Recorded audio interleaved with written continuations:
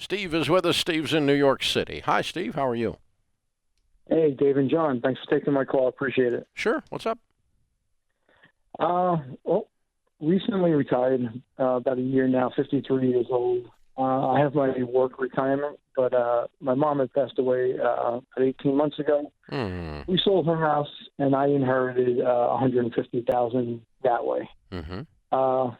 Now it's up to me to invest it through mutual funds, and not super duper comfortable with it. I mean, I have some ideas, but I don't know between regular mutual funds, tax deferred mutual funds. Do I go all in with the 150, or do I piecemeal it? And Okay. Do you have any debt? Currently, just my one son's college. He's a senior. How much do you owe on that? We probably owe another $35,000 for him. Okay. We need to set that aside, right? Yeah, we have that, and we have some savings. Okay. And so there's no debt associated with the college. You just have an obligation. Correct. Okay. All right. Do you have a home mortgage? Not any longer. Nope. Good for you. Good for you. Okay. Couple of things on investing. Let's start at the top. Number one, you don't invest in things that you don't understand. You never invest in things because some goob on the radio like me said do it, or some goob on the internet, that's even worse, said do it. Okay, so you understand it.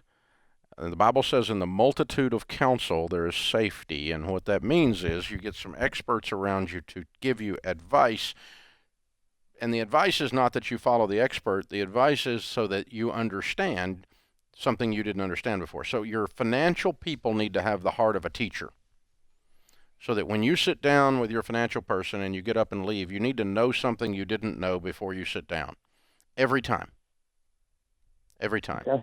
I spent an hour and a half in my office yesterday with our chief digital officer and three of our top senior tech guys, and they were trying to teach me. Oh, jeez. That's why you're in such a great mood today, man. About our digital platform.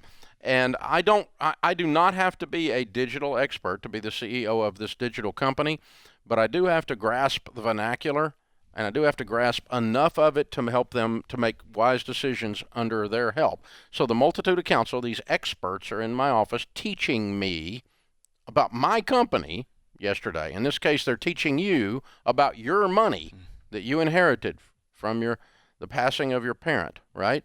And so you're going to gather that up. You do not have to have an MBA in finance in order to make easy financial decisions, basic investing decisions. Now, so rule number one is you don't do it unless you understand it. Rule number two is you put somebody in your life that has the heart of a teacher.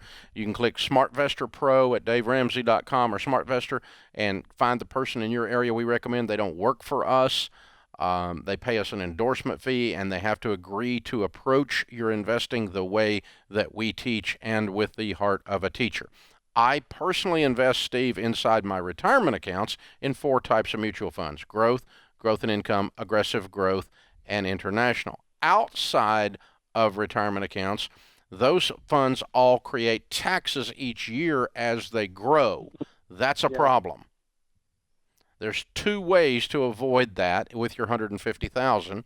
My preference is, and the one that I personally do, is I invest in mutual funds, growth stock mutual funds, that have what's called a low turnover ratio. Now, you ready for the teaching part?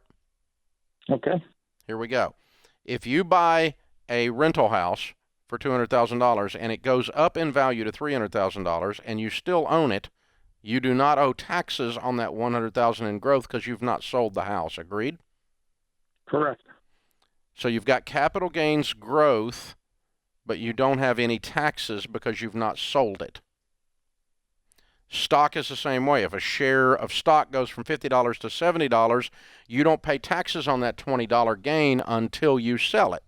Same is true inside a mutual fund. The turnover ratio is when they sell the stock inside the mutual fund. If it has a 90% turnover ratio, that means almost all the stocks get sold every year, and so all those gains are going to be taxable every year.